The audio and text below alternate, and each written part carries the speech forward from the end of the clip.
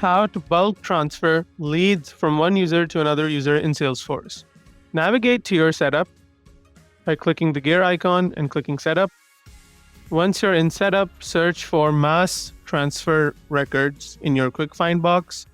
Click on it. Over here, you can choose which objects records you wish to transfer from one user to another.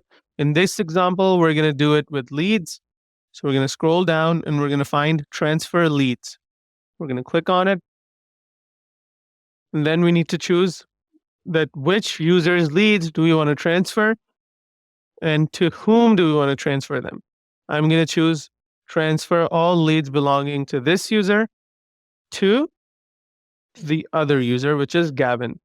So all users belonging to Mufaddal will now be moved to Gavin. We can also add additional filters such as only transfer leads that have state equals to California, for example. And then we'll click find.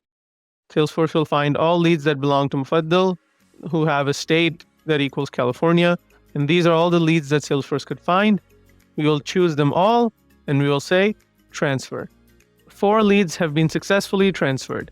That's how you mass transfer leads or any other object record from one user to another in Salesforce. Thank you.